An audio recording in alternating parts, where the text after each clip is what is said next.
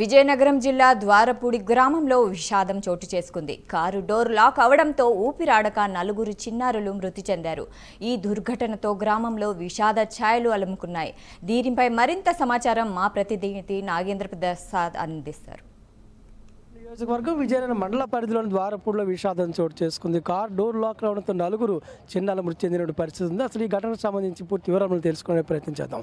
మన విజయనగరం జిల్లాకు సంబంధించి జిల్లా గ్రంథాలయ చైర్మన్గా చేసినటువంటి బద్దెల నరసింహరావు మనకు అందుబాటులో ఉన్నారు. ఆయన ద్వారపూడి వాస్తవ్యులు కూడా, వారిని అడిగి మరింత వివరాలు తెలుసుకునేటువంటి ప్రయత్నం చేద్దాం. సార్, నరసింహరావు గారు అసలు ఎన్ని గంటలకి గుర్తించారు, ఏం జరిగింది? సుమారు 1 గంట నుంచి 2 గంటల లోపల పిల్లలు కనపడలేదు. పిల్లలు కనపడిపోతే ఊళ్ళో పిల్లలు అవుతున్నాయి, డీజే సౌండ్స్ ఉన్నాయి. అక్కడ ఉన్నారేమో అనుకుని పిల్లలు అనుకున్నారు. ఇంకా రాకపోయేసరికి తల్లిదండ్రులు గారపడి ఊరంతా నడవడం జరిగింది. వెళ్ళినప్పుడు కూడా ఎక్కడ కనపడిపోయేసరికి వాళ్ళ ఇంటి ముందు ఉన్న కారు వాడు పార్క్ చేస్తుంది, నిన్న నుంచి కూడా పార్క్ చేస్తుంది.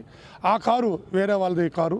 ఆ కారులో వీళ్ళు మరి లాగడం వల్ల లాక్ ఓపెన్ చేసి ఉందో ఇలా ఉందో లోనకి వీళ్ళు వెళ్ళడం జరిగింది.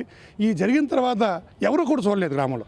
ఊరంతా తిరుగుతున్నారు తప్ప ఆ ఇంటి ముందు ఉన్న కారు చూడలేదు. ఆ కారులో సాయంకాలం వర్షం పడిన తర్వాత చూడగానే ఆ కారులో కనబడగానే అప్పుడు అద్దాలు పగలగొట్టి తీయగానే నలుగురు కూడా చనిపోయి ఉన్నారు. నలుగురు కూడా 1, 2, 3 చదువుతున్న పిల్లలు, 3 అమ్మాయిలు. అందులో 2 అమ్మాయిలు ఒకే చిన్న పక్క చెల్లెళ్ళు, ఒక అబ్బాయి.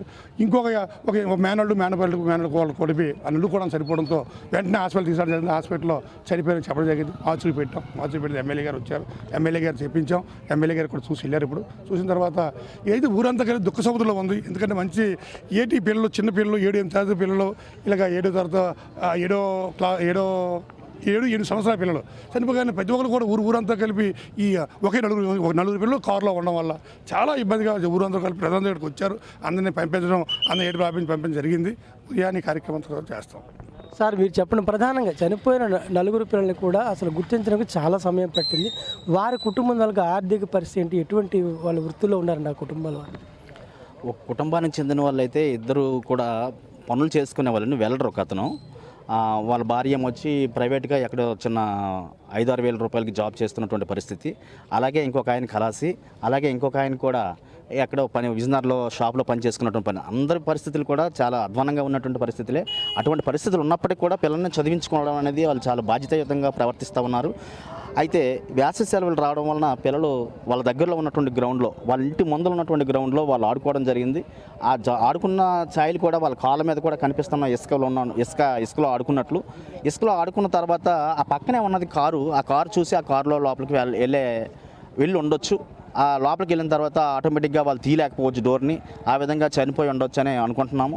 అయితే ఏది ఏమైనా సరే వాళ్ళు చనిపోవడం అనేది గ్రామం మొత్తం చాలా విషాద ఛాయలో ఉందండి. మొత్తం అందరూ కూడా ఎవరు కూడా అసలు బుర్రలు పనిచేయక గుండె తరుక్కుపోతుంది సార్ వాళ్ళని చూస్తుంటే. అది మనం చూస్తాం. ఈ విషాదకరమైన సమయానికి ఇంకా మరీ బాధాకరమైన విషయం ఏంటంటే 11 గంటల సమయంలో ఈ ఘటన జరిగితే సాయంత్రం 6 గంటల వరకు కూడా తమ కళ్ళ ముందే ఉన్నటువంటి పిల్లల్ని గుర్తించలేకపోవడం మరింత విషాదకరమైనటువంటి సంఘటన. మొత్తమే ద్వారపూడి మొత్తం విషాదంలో మునిగిపోయిందని చెప్పొచ్చు. Over to studio.